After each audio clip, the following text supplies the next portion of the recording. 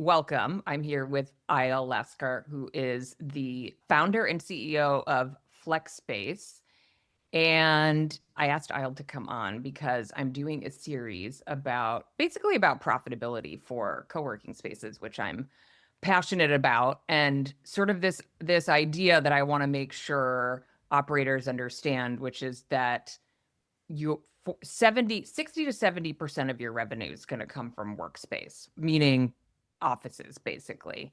And then 30 to 40% of that is going to come from meeting rooms, day passes, day offices, events, mail services, and other associated sort of ancillary revenue. And I think a lot of folks sort of really focus on occupancy in their workspace. And in order to hit, kind of hit those margin goals, and we were talking about this before we started recording, I always anchor between 20 and 30%. It can be lower. I hate to see it lower because it's a lot of risk to take for a margin that's lower than 20%.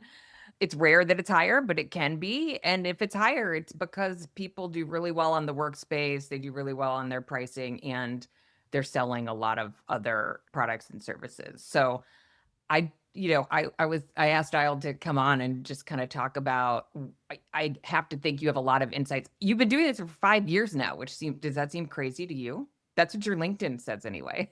So the truth is that I'm doing it longer than 5 years because Okay. I really started that as part of like when I joined WeWork back in 2018, right? Okay. So I joined WeWork. So I came from Uber and I joined WeWork to do exactly that, to what we called at the time Uberized space, Okay. and build the on-demand business. So even for WeWork back in 2018, on-demand or ancillary was kind of a new thing they explored.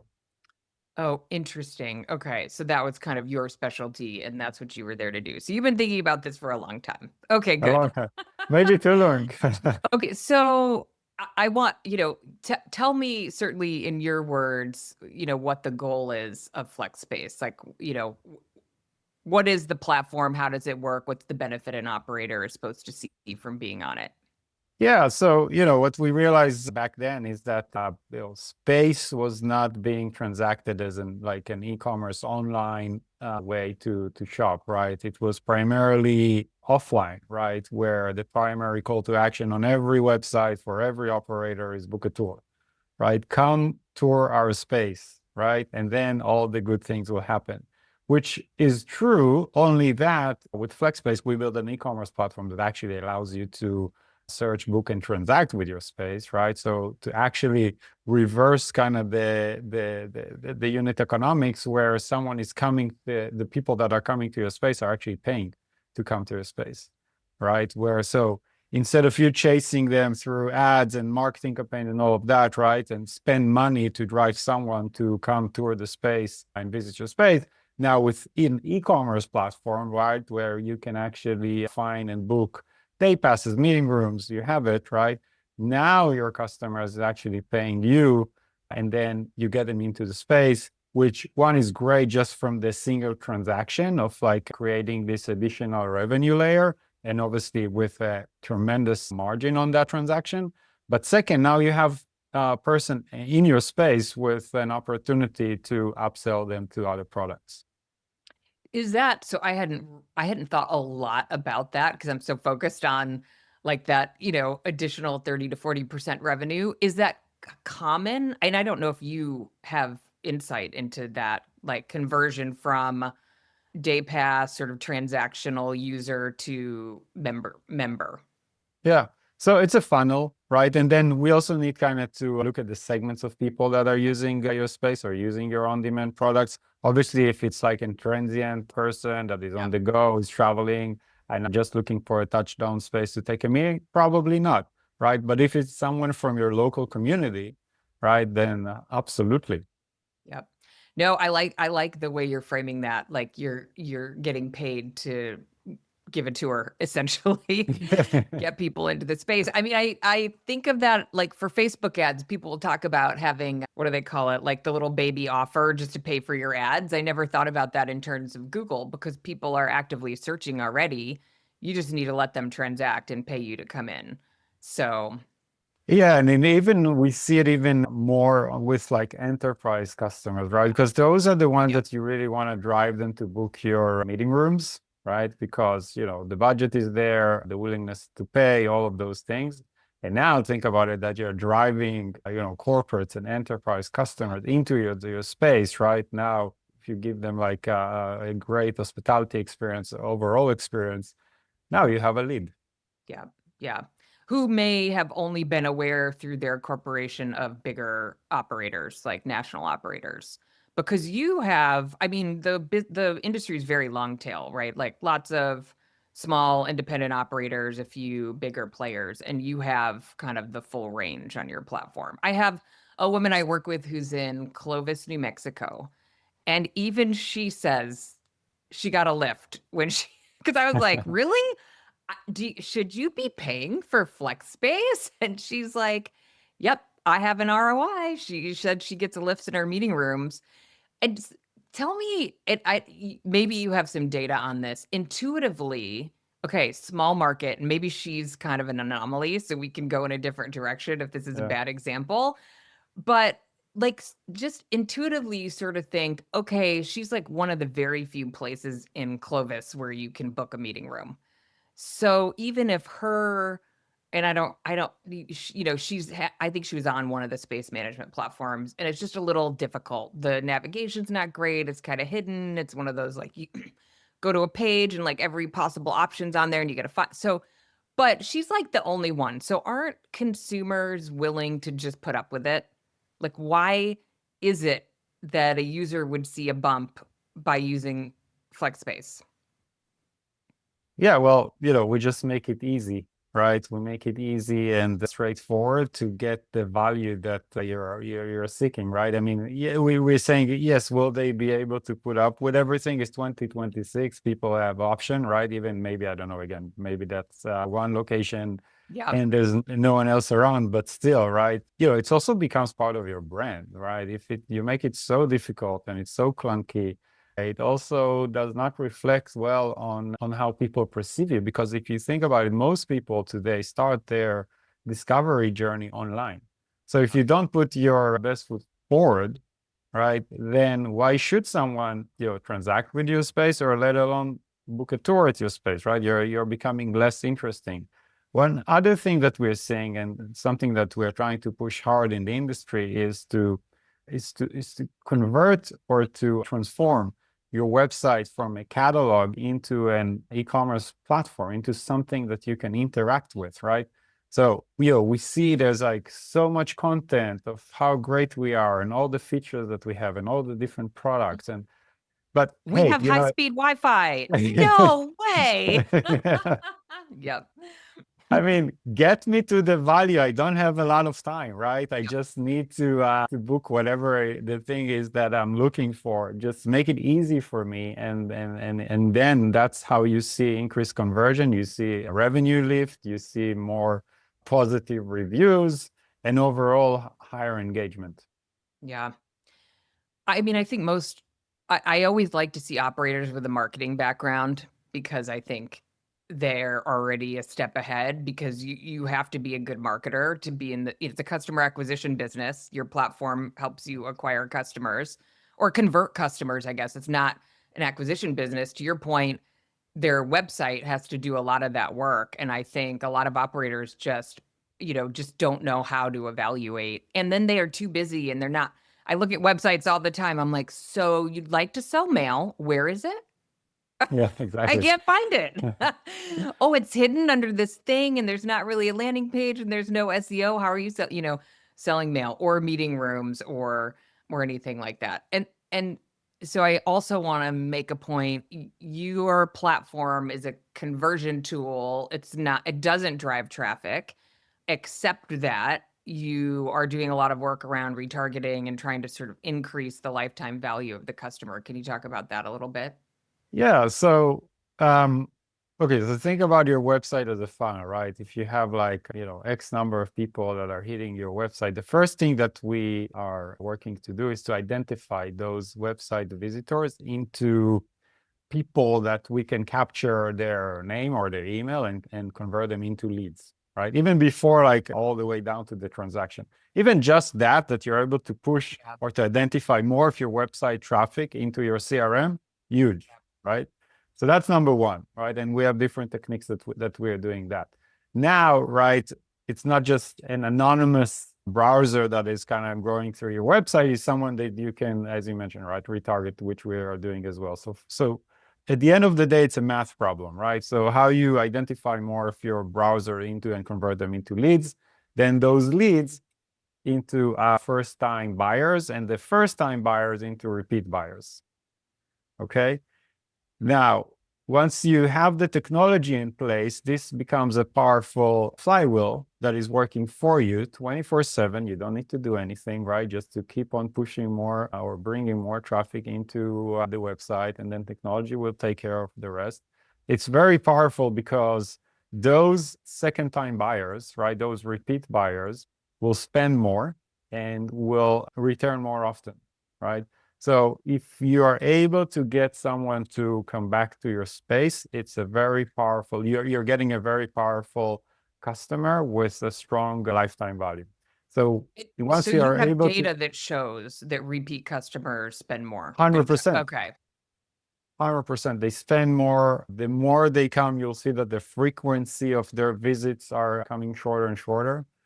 And that's what I'm saying. That's where you have now a funnel that you can then start to entertain or check or and see if they are now ready to be converted into, a co-working membership or even an office membership. So I'm not saying that it's like, you need to be very diligent into building that funnel, but you will identify those that are becoming your power users.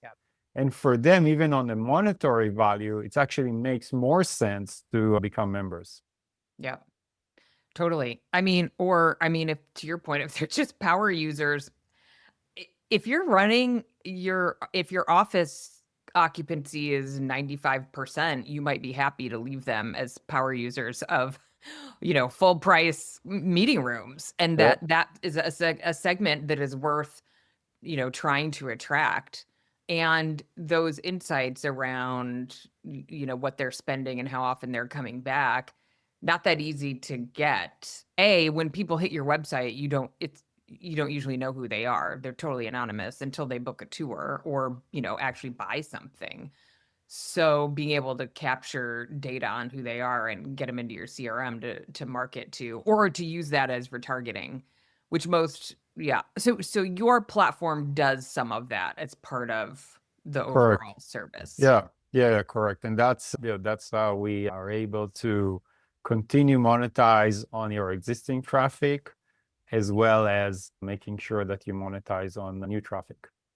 So when you combine those two together, you get a powerful engine Yeah. that helps you with revenue. But more important, and that's what we talked about earlier, more importantly, it helps you with the margin, because these transactions they have like very high margin. Right. Because meeting room space has no, what's the word I'm looking for? Like incremental cost. Like it's fixed. Your staff is there. So having people come through the door, I guess they might be drinking more coffee and using some toilet paper, but if your meeting rooms are sitting at a very low utilization, then there's nothing but upside.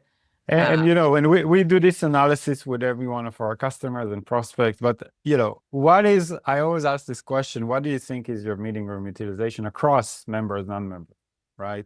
And I think most of them will be surprised of how low it Yep, really is. 100%. But on the flip side, it has tremendous value, right? So if you are able to start to monetize on this perishable inventory that just Yep. sits empty, you get a powerful revenue machine. And that number is roughly 30%, the 30%, I utilization. would say High.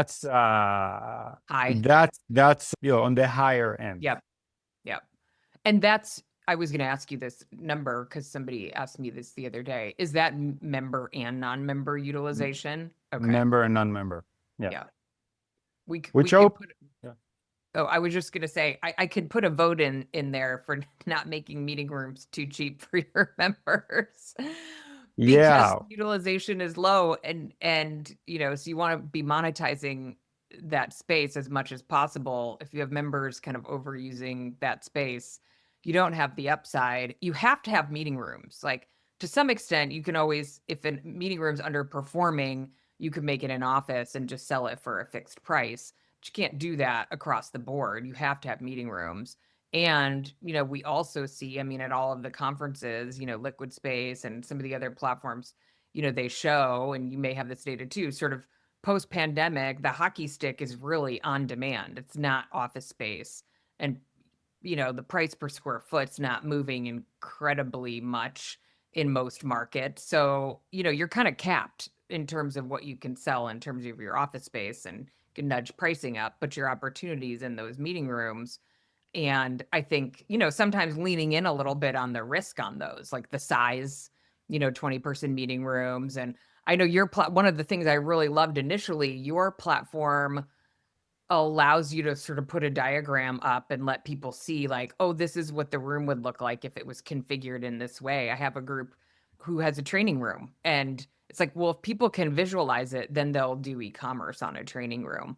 I mean, can you talk about some of the sort of surprising things, like, that people wouldn't expect that sort of get transacted on your platform? Yeah, I mean, I think the most surprising one that came in recently was the dance studios. Huh.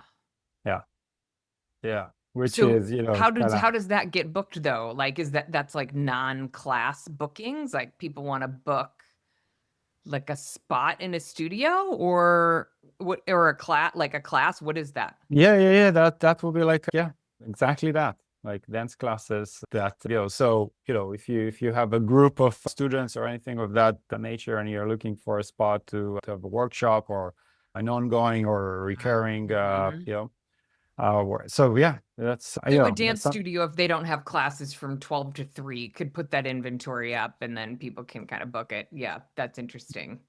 so we had that. We had a lot around like TikTok influencers that are booking spaces to do their reels and like things like that. Yeah. Mm, So, it's interesting to see. We are very much in the industry, right? We think very carefully about the work use case, right? And yeah. corporates and so on and so forth. But what we are seeing is there is an uptick in demand from the creative industry that is, becoming powerful. So if I'm a new operator maybe, and I have some flexibility around what I'm designing, do you have some insights on, like, what's most popular? Like, what would you build? Like, I'd have 4-person meeting rooms, I'd have a creator studio. What would your advice? Yeah, yeah, yeah, definitely. So that's part of the insights that we're sharing with our customers. So it's very easy to Okay. see which rooms are more popular. I'm not saying that across the board, everyone needs to go with a specific size because it Yeah. does change and the customer profile is not the same for all operators. But definitely, and most of the customers that are coming onto our platform, they have some historical data which we then just plug in and analyze. So, we have different AI capabilities that are doing this like advanced analysis, and then comes back with like actual recommendation. We just did this morning, I did like a review with a big operator. They were so surprised to find out that about 30% of their meeting room bookings are happening same day. So Huh. Yeah. 30% of the meeting room bookings are actually, someone is waking up in the morning, hey, I need a meeting room, boom, they book that, right? Surprisingly, because you would think that a meeting room is a more involved process.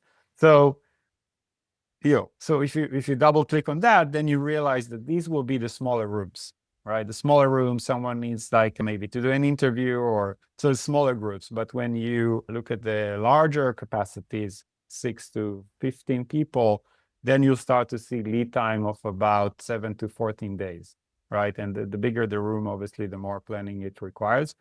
But once you start like having insights into how your lead time is working and for what room, that's where we come in with pricing optimization, things of that nature to really help you kind of extract the highest value from every booking. Yeah, and I'm also thinking I bet there are a lot of operators out there who have their booking platform set to like require 24-hour notice to book. Like, this mindset of like we need to be prepared. Like we don't do same day, just because of the operational Yeah, whatever, like, yeah. slight chaos of having unexpected people in the space. So that's a really interesting insight. Like you would But just never get that demand if you had that setting. never, never. Yeah. And if never get that demand if you don't have a proper way to book the space, Right. right? That's what I was thinking too. Like, oh, someone goes on your site and you have to fill out a form, or it just is really Yeah. clunky. They're like, okay, next, You, I need to do this faster. It's you, today. you become completely irrelevant. When you look at Yeah. day passes, by the way, it's even double than that, like Right, 70, right. That I'm not surprised 80%. by. Yeah, Yeah. yeah. That's like, I just need it now, right? So a very on-demand behavior. Yeah. Any other pro tips about photography, like things that really Oh, matter? yeah. Things that really matter, right? I'm sure you One, could do a it's master class in some of these things. So I'm just, I'm no, hitting.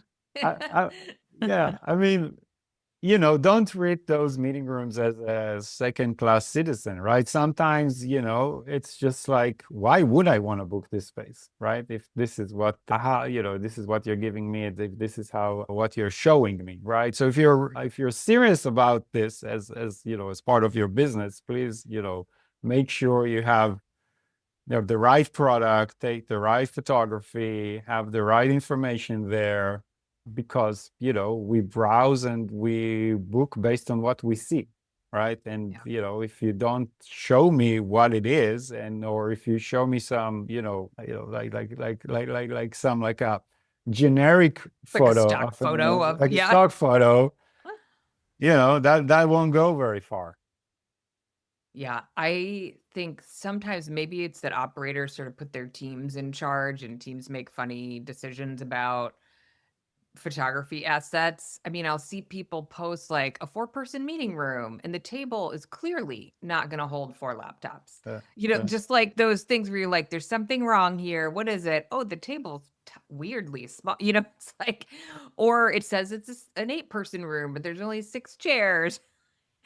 You know, there yeah, is this famous, Brian Chesky from Airbnb, right? That's kind of a famous story of him that when they first started Airbnb, they didn't get much booking. They realized it was because of the photos, and instead of like Mhm. having like the people taking photos of their houses, they started like sending professional Yeah, photographers, and that yeah. really, really helped them win conversion and solve a real problem for the product. So Not iPhone photos. Do not be taking your meeting room photos with your iPhone. Do you have any data on whether meeting room photos perform better if they have people in them or no people in them? that's a very good question. So I don't see a lot of photos yet with people. I'm starting like to see that. Probably most of them been, added with AI or Oh, something totally. Yeah. Yep. layer on top of the meeting room. But so far for the vast majority is no people. But it's Yeah. interesting, right? We were also kind of thinking, when will be the time that you have more motion into those, photos. But you can do really well with just like give me an image, like a photo of The the meeting space. room. Yeah. All Yeah. good. Okay. How about interior versus exterior offices? For the offices Like, or meeting? do you have any sense on conversion rate? Like, if it has windows, is it like selling all day versus an interior office? That's a big debate in the industry. I'm sure you know. Like, do you put the offices on the window line or the meeting rooms on the window line? That's a good one. I don't know that, it depends of like the use case and the purpose of the meeting, right? If it's like a meeting where someone wants to impress like a customer or board or anything of that nature, then, it plays a role. But if it's more like a workshop or internal meeting, then it's less important. I'm always, there's no like, one answer for everything, Yeah. but you really, start with the customer, right? You really need to understand who are those people that are in your market, who are the people that are booking your meeting rooms and for what purpose. And when you address these questions, then the design of those meeting rooms and deciding where should I and how should I place them becomes much easier. Yeah, 100%. Back to kind of focusing on meeting rooms as a revenue source. Is the 30% utilization, is that like, can you hope for more? Like, do you see rooms on your platform that hit 50, for example, or like Yeah. what's an aspirational number Yeah, I think 50 is a good number. Yeah. to aspire It, to? Not just necessarily guaranteed, but to not be guaranteed, shooting but for. yeah, yeah, yeah. If like half of the time your meeting room is filled, then it's a good, then you're in a good place. Okay, and then one more question about utilization and pricing, because your platform does dynamic pricing. I think it was at the Chicago GWA conference where somebody, maybe it was you or somebody on your team, talked about sort of the correlation between price and booking And volume. volume. Yeah. Yeah. Yeah. So, right, when we talk about price elasticity, sensitivity, right, that's pretty much what it means, right? It's like when you drop the price, how much more volume you get, right? Yep. And when you spike the price, how much like your volume goes down. This is truly the game here. And so again, like I've seen an operator that decided across the board to raise prices. Okay. In some of the room, they raised the prices up to 5%. There were rooms that the price, they raised the price by 5 to 10%. And then there were the rooms that they raised the price by more than 10%. All right. These were like the three buckets. What we've seen, and we analyzed the data, and what we've seen is that all of like across the board, volume went down, right? Which makes sense, right? When you increase Yeah. price, volume goes down, which, that's part of the theory. Only that only the rooms that the price increase was more than 10%, only those rooms were able to absorb the volume Mm. decrease to actually generate more revenue than before. The rooms where the price went up less than 10%, the volume got hit, but the total revenue went down. Yeah, that's super interesting because 10% is not that much on a meeting room. I mean, on an hourly basis, that's like, you could be like, I don't know, let's raise the prices by $5, which could be more than 10% on a Right. $35 meeting room per hour. Yeah. And I think that's got to be part of the value of, like, if you're thinking about a revenue goal, so, the components of that are pricing and utilization, then you need to have that data to be able to play with that and to really know and not be guessing, right? Because people may have Exactly. this intuitive sense like we're too cheap. Or I also just feel like a lot of operators just have this like sense of pride. I'm not selling that meeting room for, $40 an hour. That's a $70 an hour meeting room. Like, well, but you don't, right? What gets you the most total revenue? It's hard And to, and and and maybe it's like $70 on a Wednesday from, noon yeah, to 4 p.m. I'm not sure it's like $70 on a Friday, yeah, or like even like end of day Thursday, right? So that's where, being able to price those assets dynamically really helps you back to the what we shared at the conference was that we did like an extensive study around, or we asked ourselves before we went very deep into dynamic pricing, we asked ourselves the question, is there price elasticity in the meeting room booking business in this industry? And we gathered data and we did different experiments. But the end result was that there is, and the ratio is 1 to 3, meaning that if you drop the price by 1%, you gain 3% more booking volume.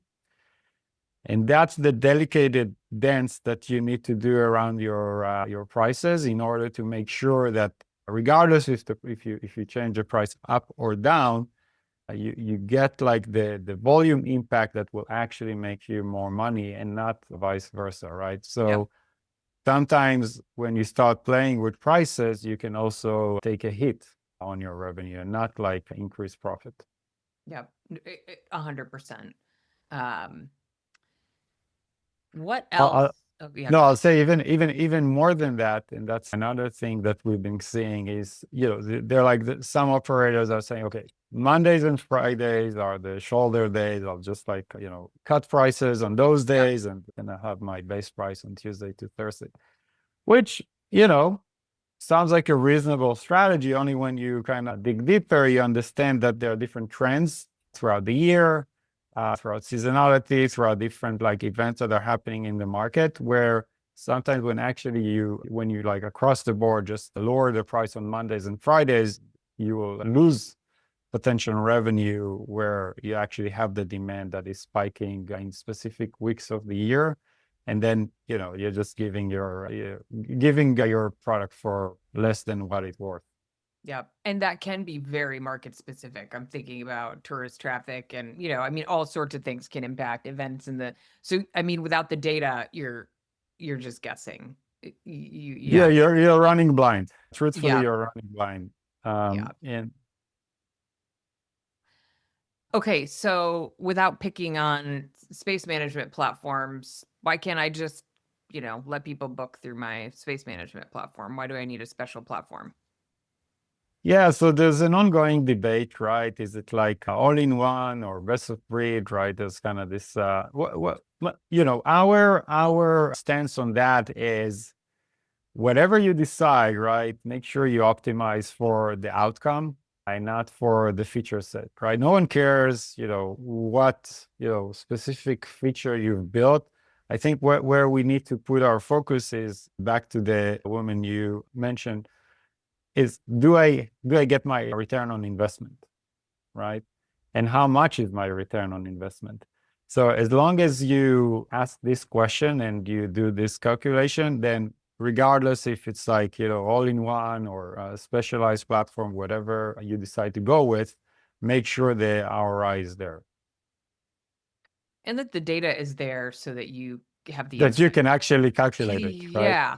And I Uh, think, I mean, just sort of zooming back out to my goal, which is really to get people in the mindset of you can't only focus on your workspace. Like you have to have somebody on your team or and you as a leader, depending on who's listening to this, but if you're the leader, you need to say, okay, we have an opportunity in meeting rooms, we have an opportunity in mail, we have an opportunity in events, and you have to set goals against that and then mine the data to help you make decisions. You have to run it as a little separate P&L and like be really focused on what's my target. Like maybe it's the 50% utilization, or maybe it's we're going to take our monthly revenue from X to Y. But to have a focus and to sort of pick the levers, the photography, the platform, the dynamic pricing, and the data to help you move towards that. And if you're not focused on it and you're not sort of using the levers and the tools, it's not going to change. Yeah, and these transactions are almost right are without any human touch, right? When it comes to online e-commerce Right. transactions and like what you can make out of it when you do the right retargeting and repeat customer behavior and all those things. So, it requires like a deep knowledge into e-commerce, right, as a whole. So on the good side, right, these are like low touch. So, you don't, as an operator, right, you don't need to spend a lot of mental capacity into running it.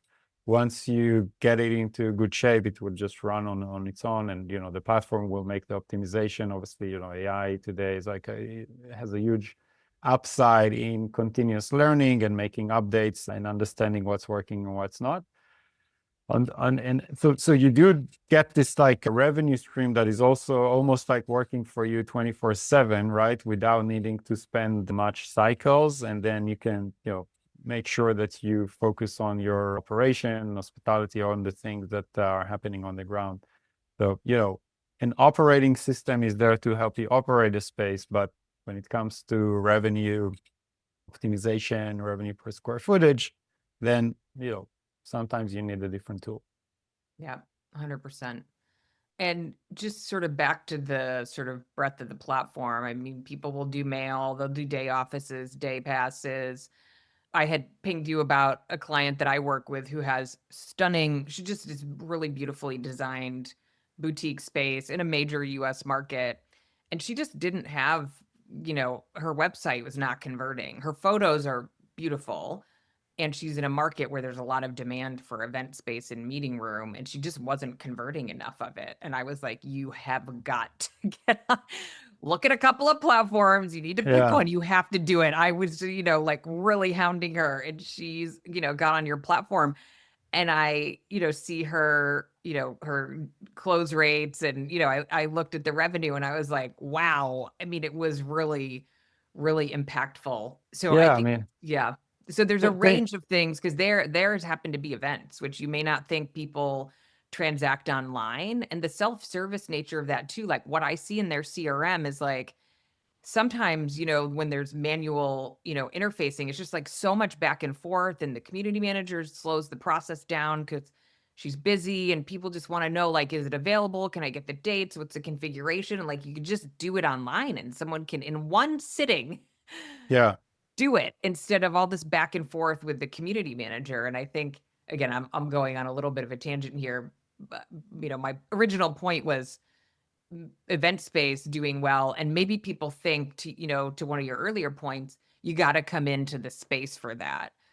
Not necessarily. If the photos are good and somebody, I'm just trying to check this off the list, right? I have a birthday party to plan. Is this open? Is it the right location, right pricing? I just want to do it, versus Yeah. taking like 12 days of back and forth, over text or email or whatever.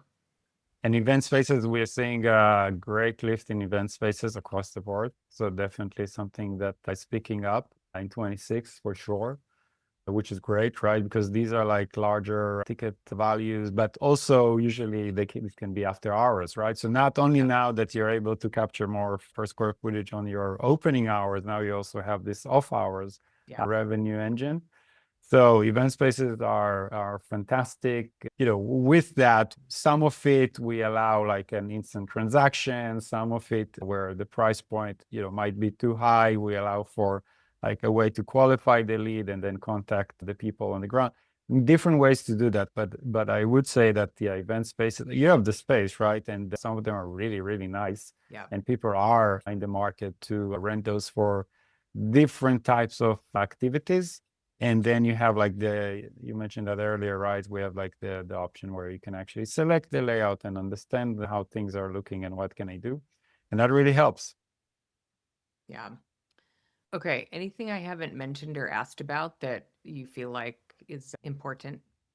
I always give this Amazon example, right? We all shop on Amazon and it seems like it's seamless and it's just there, but there's so much that goes into it for us to, be creating this habit of coming back and purchasing and like understanding who we are and what we need and how it works. And it's like, it's so sophisticated, but then on the surface level, it looks very simple.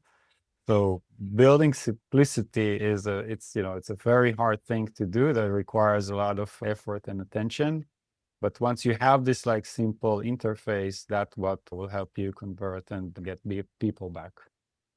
Actually, it's funny. I'm glad you mentioned that, because I do sometimes, operators will say, "Well, I'm sure such and such, space management platform is just going to have that at some point." And I'm like, "Well, it's a whole different, it takes a lot of resources to build that, and ongoing. I mean, you're optimizing. I can tell from some of the things you're talking about that you're constantly thinking and working on it, and when you have a platform that does a bunch of other things, like that's just one small piece of it. So it's probably not true that people can expect that the all-in-ones will get as good as it. And this is not, this is not a sales episode on FlexSpace, but just to sort of clarify that assumption. It's like all your engineering resources and all the brains, behind what you're doing are thinking about sort of one like smaller set of challenges that you're trying Yeah. to solve. Yeah, Yeah. it's again, it's just like, it's DNA and focus, right? At the end Yeah. of the day, right? So, Yeah. and that's where we put ours. Yeah.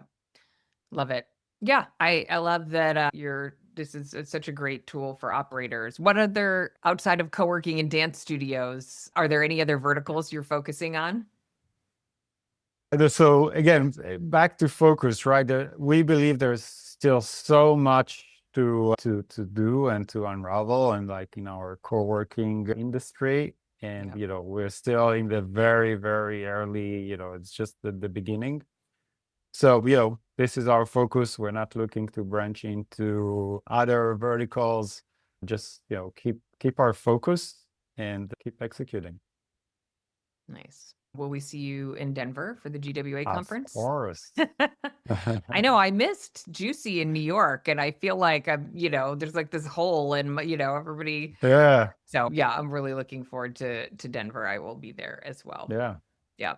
Good. Okay. Well, thank you for sharing your insights, and I hope we've inspired some folks to put a little focus time on their meeting room platforms and or their event space or mail. We didn't really talk about that, but I know clients have mail listed on your platform. Anything that's e-commerce can go on your Anything that is right? Like from commerce. a workspace offering perspective, the day passes, the day offices, anything that should transact online can go Yeah. up there. Yeah. Yeah. Anything that can be, that people are looking to transact is available. Yeah. Perfect. Awesome. Thank you so much. And we'll see you in Denver. Thank you.